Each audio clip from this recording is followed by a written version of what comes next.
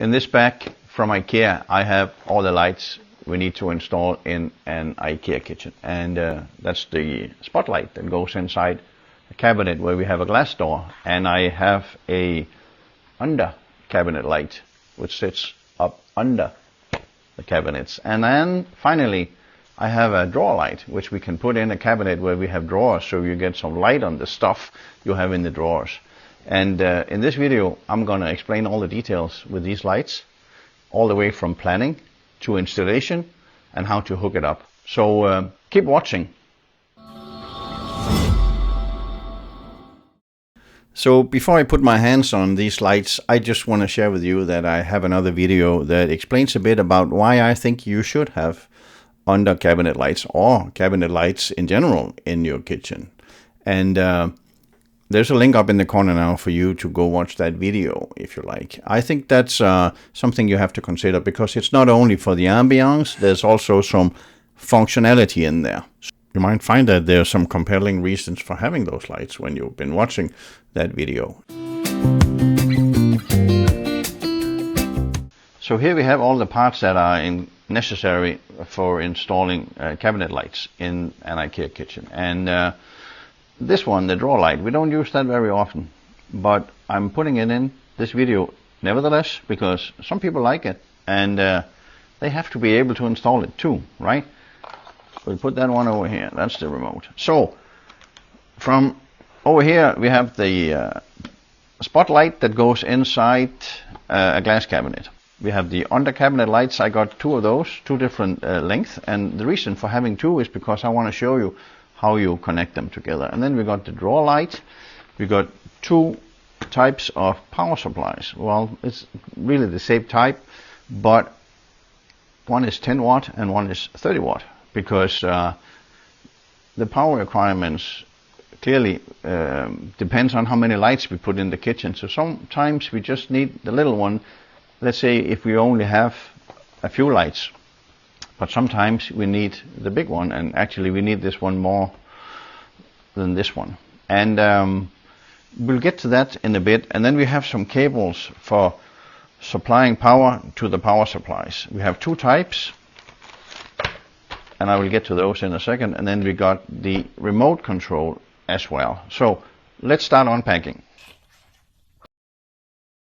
So I will put this aside so we got a little room so I can show you what's inside. We need a knife for this. This is the spot or pot light. I call it spotlight because it's not sitting in a pot. What we have in the box is we have a lot of paper that is explaining you how you can install it. I do not recommend reading too much in this because I do it differently. And the difference I will show you when we get to the installation of it. So what's in the box here is that we got the light itself, and the light has the wire attached. I don't think that's nice, but I guess that is the best they can do, since we don't have a lot of room in the cabinet for a plug, right?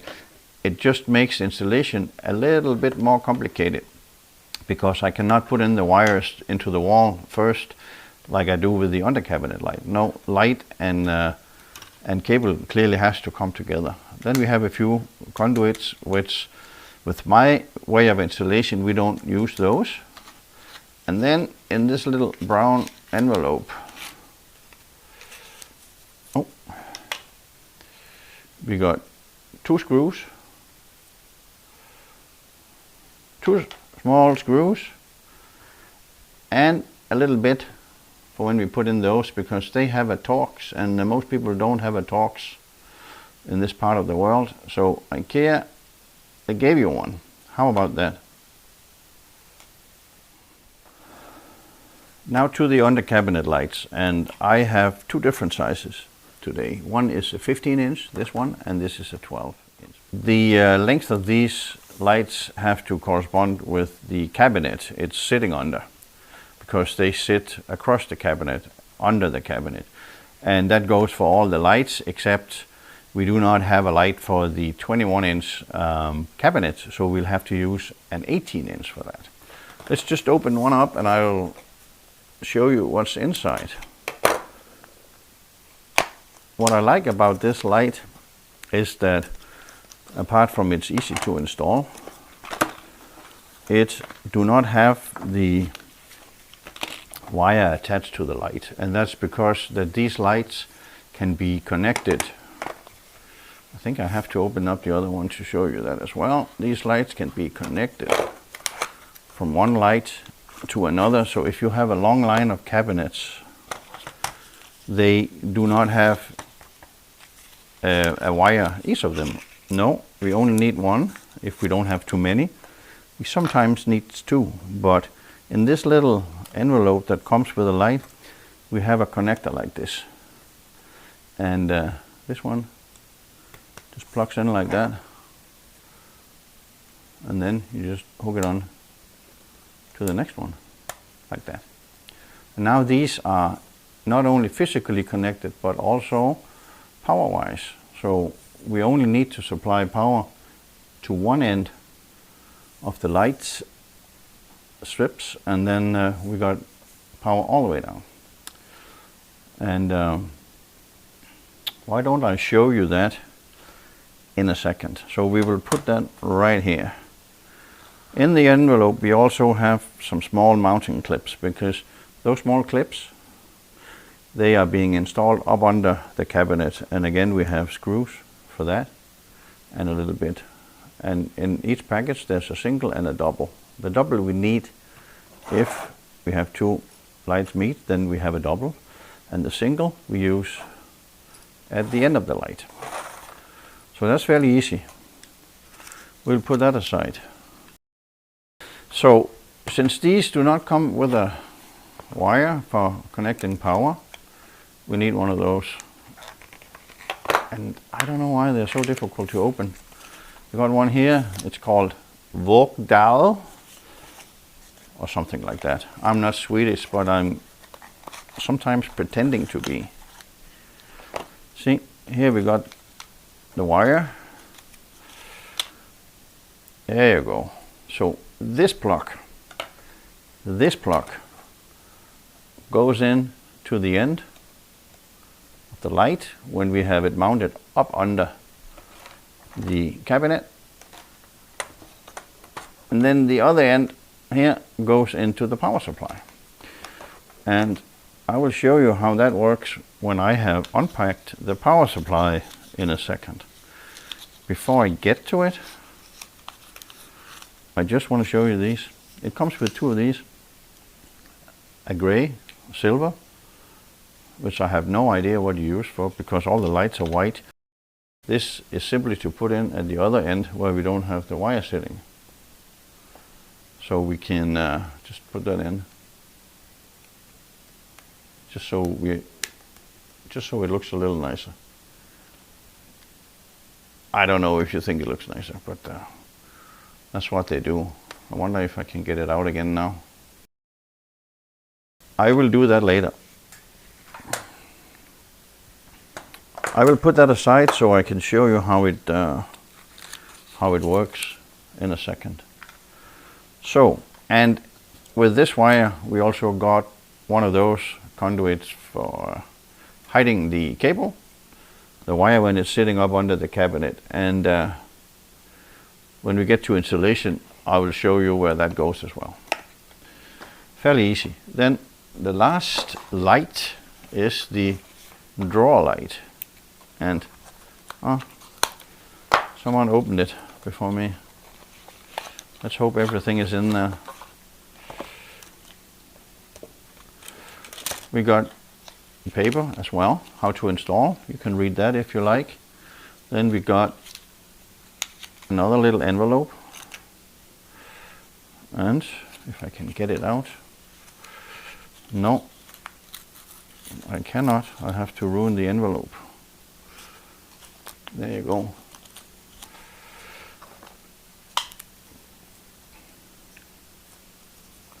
So these are kind of rubber pads, shims, because they are used when we install the light, and I will explain that later to you when I show you the installation. But that's what in the package. We also have two of these because this wire that is attached to the light has to run basically from the front of the cabinet all the way to the back. So this is the in-drawer light. It has a little sensor here that will sense when you open the drawer and light will come on. It's not sitting in the cabinet with lights on all the time. We don't want that. I will leave that right here because then we can hook it up and I can show you how that works as well. Let me get all this out of the way. There you go. Did I mention that it comes with screws? But it does, so you can install it in the cabinet. Now, power supplies. As I said, we have two types. A 10 watt and a 30 watt. And we need one that can cover the total amount of power we are adding to the power supply. If we have 12 watts of power in total, this one is clearly not enough, so we have to use a 30. And it looks like this. There's nothing in the box except paper and then this one. And at one end we have 120 volt going in, and then we have 120 volt going out as well in case we want to connect another one next to it.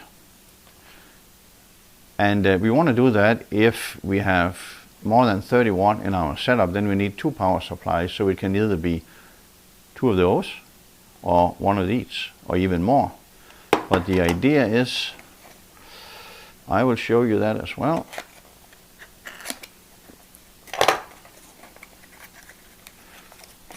The idea is that we have two different power cables. They need to come out of the back for you to see them. There you go, that's one.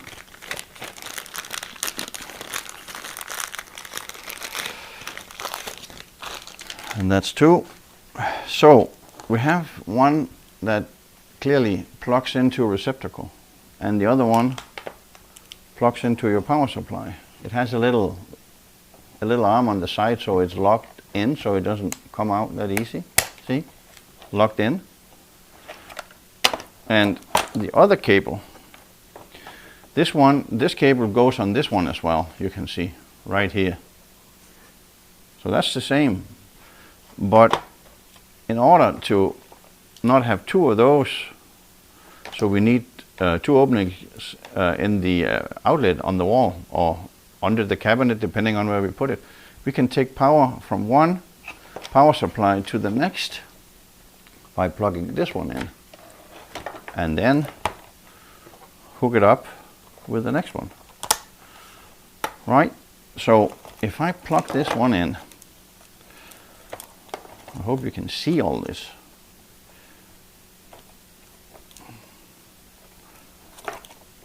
So let's get some power on this one. Now with power on our power supply, we know that as a fact. We can, because I just hooked it into the wall outlet, we can start hooking up our lights to see if they're working. We start with the this one, and I hooked it up and nothing happens. And that is because on the power supply cable there is a switch, and that is sometimes turned off. There you go, see, turned on. So now these lights are on, and now we can hook up the pot light, and I think I'll do that on the other power supply so we can see if that's working too. And it is actually working. There you go. I will turn that around so it doesn't bother us too much. And now we can hook up the drawer light as well. There you go. And we got light in the drawer. And this one is operated by a sensor. There's a sensor in front of it here, so it comes on automatically when we open the drawer. This is very convenient. We don't want to turn that on and off all the time, right? We just want it to be sitting in there in the dark. Whoopsie, my battery got stuck. And when we close the drawer, it will turn off. When we open the door, turn on. But the thing is though, we don't want this light to be hooked up to the same power supply as lights that will be operated by the remote control. In this case, I have a small remote control, also from Ikea. They come in a variety of versions, and yours may not look like this, but the function is the same. We got an on and an off button. And this one right now is paired to this one. And then as you can see, that if your drawer light is hooked up to the same power supply as your pot light.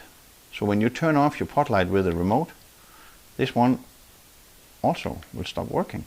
And we don't want that. So you need a separate power supply for the drawer lights. That's important.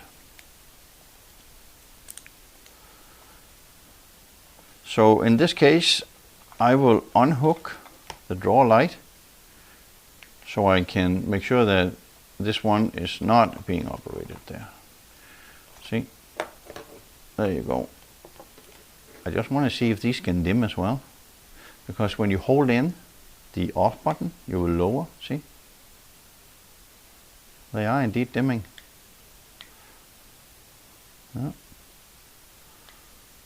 They are indeed dimming, but we don't want that, so that's another argument for having these on a separate power supply. So I will unhook that.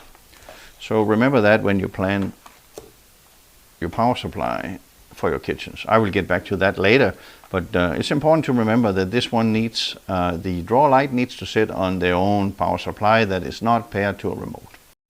So this one is paired now, so we can turn it on and we can turn it off. On, and we can, if you hold it in, we will increase, and if you can dim it. Now this one is paired to this one, but we want this one to be paired as well. So how do we do that? Well, now this one is paired already. So if I unplug this one and I pair this one, the pairing between these two will not be messed up. So let's do that first. I just need to lift this one a little bit, this little flap here, if I can. Oh yeah.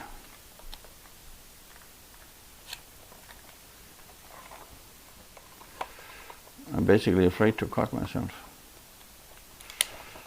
There you go. You just need to lift that little hook, not with a knife. Use a little screwdriver or something. Now I want to try to pair this one with this power supply, so I can dim those lights as well. And I do that by holding the button of the remote, and then the light will flicker a few times. There you go. And then it will become steady. And now this one is paired with this one. See?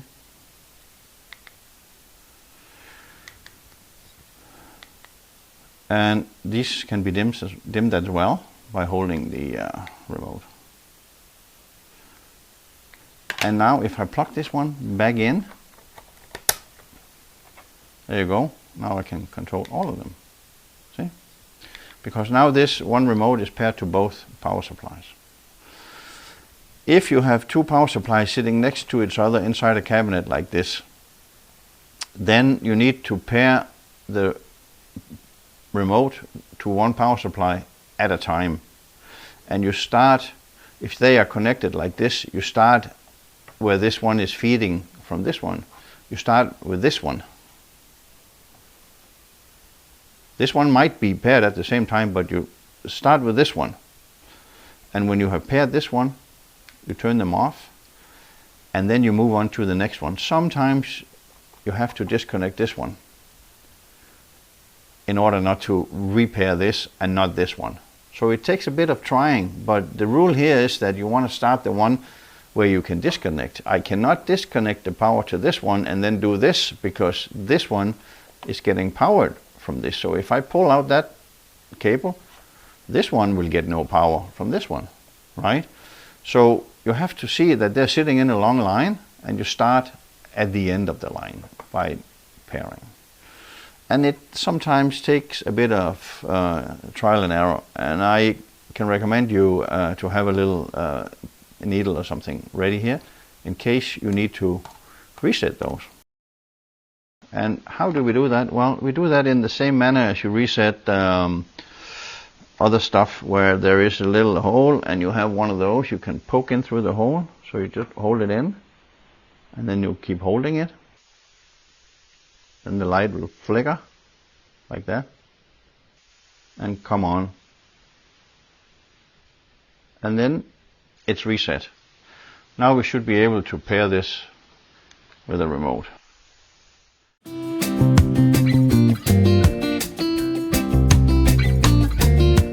Now that we have looked into how all the parts for the IKEA cabinet lights are being connected and which components we need, it's time to look at how we plan the whole layout in terms of power supplies and lights and wiring. And the first thing we need to look at is the power requirements for the kitchen plan we have made.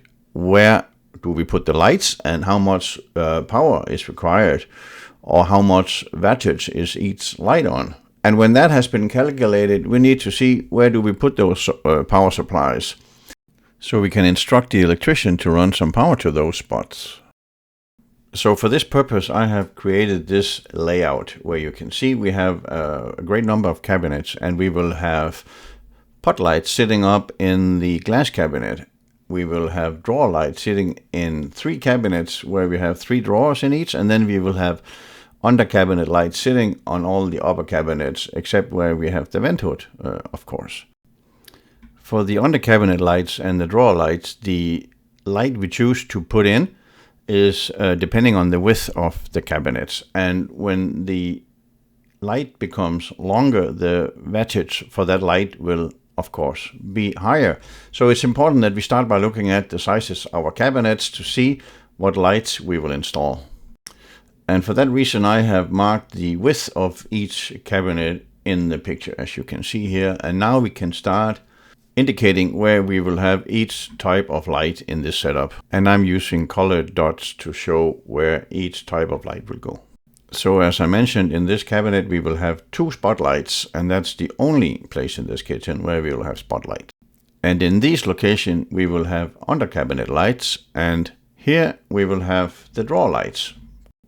As I mentioned before, the wattage for each light depend on the length of the lights for the under cabinet and the drawer light. So we need to look at the packages of the lights to see how much power each of them consume. And the spotlight is easy because there's only one size, and that's 2.2 watt, as you can see. But the cabinet lights and the drawer lights, the wattage is depending on the length. So in this table, you can see I've put them all in, first for the cabinet lights, and then for the drawer lights. And since the length of the lights are different, whether you are in North America or Europe, well, depending on the market, the wattage is different. So you can just pause right here for the numbers that you need. But since I'm in Canada, I will go with the imperial numbers.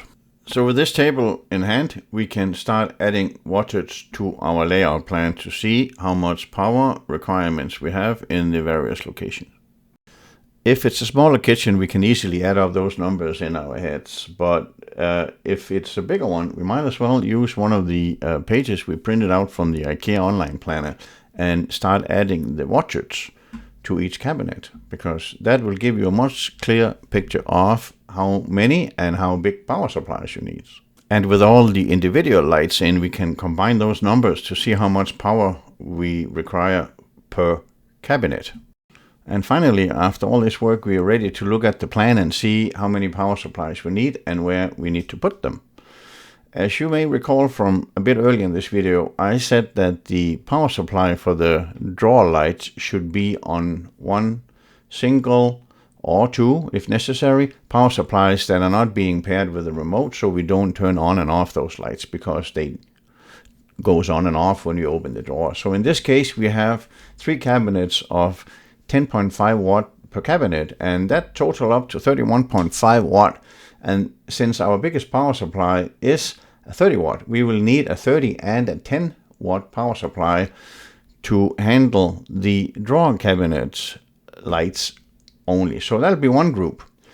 Another group could be all the upper cabinets to the right, because all those lights in there, you can see we have two in the corner, right? We have 4.3 twice, and that's because the corner cabinet has two 15-inch lights. But those numbers all combined is less than 30, so we can have one power supply for that group alone, and that I would probably put up in the cabinet with the vent hood, because in this case it's a built-in vent hood, and that one requires a receptacle in the cabinet. So that's a good spot to put the power supply for those lights. Now we only have the under cabinet lights and the pot lights for the glass cabinet left, and they are on their own. A 10 watt power supply is not enough. We need another 30. And we don't want to have it sitting in the cabinet because we got glass doors and it's ugly and we don't want to look at it. So we'll have to have that power supply located under the base cabinet right below. And that could basically be plugged into the same receptacle the electrician would put in there, which is to code in North America because the toe kick can come off. I have a whole video on that, so look up in the corner and you'll see a link how to do that. And then run the wires from the glass cabinet down in the wall, and down to the base cabinet. So that is probably how I would do it. It will look like this, where the color of the number will represent the same group. And the power supply requirements would be 3 30 watt power supplies and 1 10 watt.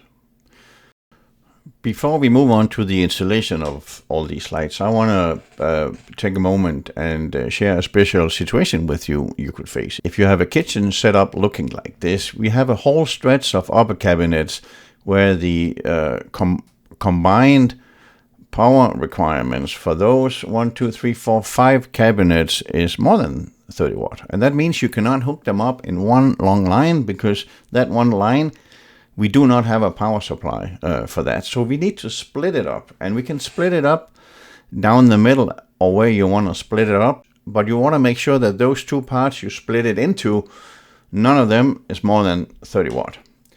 If you are just between 30 and 40, you can split it up possibly to a 10 watt and a 30 watt.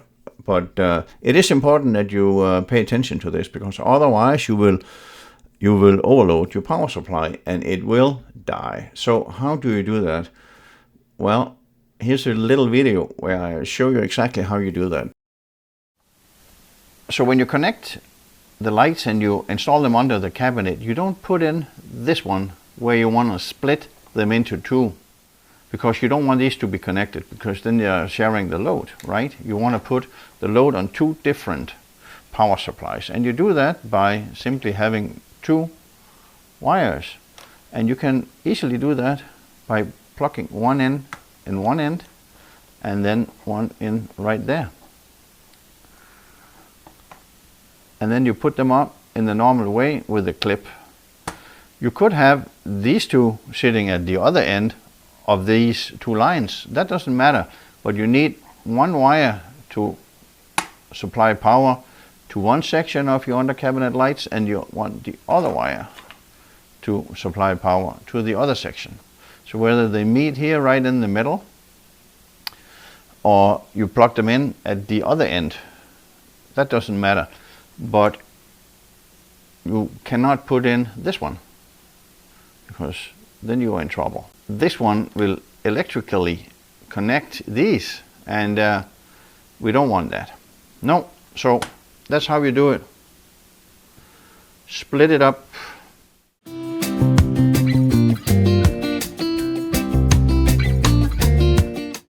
So finally we get to the installation of the Mittled LED Ikea cabinet lights, and I'm not much for repeating myself. So what I want to do, I want to refer you to my other videos on the same topic, and I have a full playlist which you will find up in the right hand corner and also in the description to this video. And then you can just click on that and go to the specific videos for the areas that have your interest.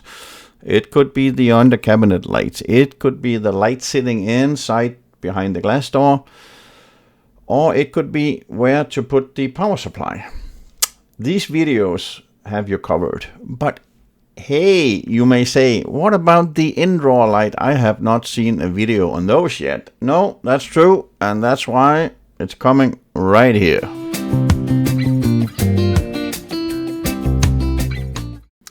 Installing the drawer light is really easy because every single light has magnets on top. So you just snap it onto either the drawer hardware sitting on the drawer above the drawer where you're putting in the lights, or onto the rail in the cabinet, as you see I'm doing here. And you still need to put in the screws though, and you still need to put on those foam pads to even out the distance between the light and the cabinet. I will show you that in a second. And if you have a door above a drawer, you need to keep watching because I'm going to show you that right now. Before we do, I just want to tell you that installing these drawer lights is really a piece of cake. And Ikea is actually doing a pretty good job when they explain that to you in the instructions. So if you about now is tired of listening to me explaining all these lights and how they are installed and what they do, pick up the instruction and put them in. Unless you have a door above a drawer, then you should stick around for another few minutes. So when the light is not sitting at the top of the cabinet, but is sitting in a drawer that is further down in the cabinet, the installation process is pretty much the same, but this time you cannot let it sit by the magnets until you install it. As you can see here, there's some clearance right here. This is not as wide as the opening, and this is why they gave you these foam pads, shims. So we can take those off and we can put them on at each end of the light, and then there will not be this slack sidewards. You see? So we simply take these off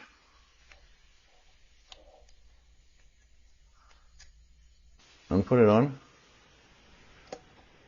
like that. I'll do one at each end.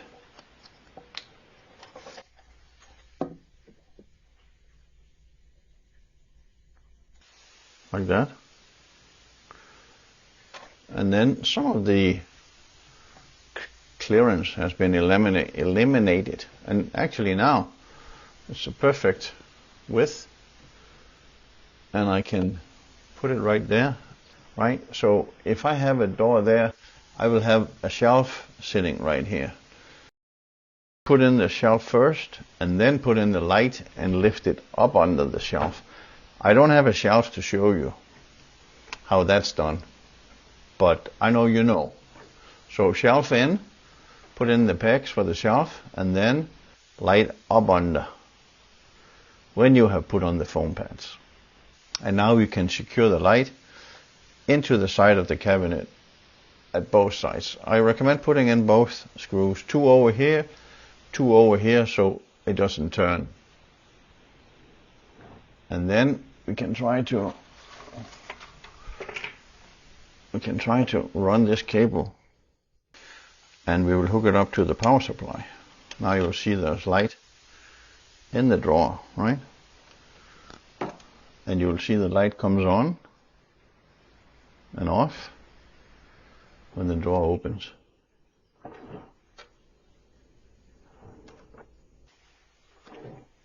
And then you check the wire and you run it under the shelf, or if you have a drawer here, you run it under the hardware for the drawer sitting on top, and you run it out at the back under the cabinet and connect it to the power supply. And that's it. Yes, that is indeed it. And here again is the playlist I was mentioning before with all my videos on how to install the mid-light IKEA kitchen lights. So get started, and if you enjoy this video, I do hope that you will give it a like and possibly subscribe to my channel. Thank you so much.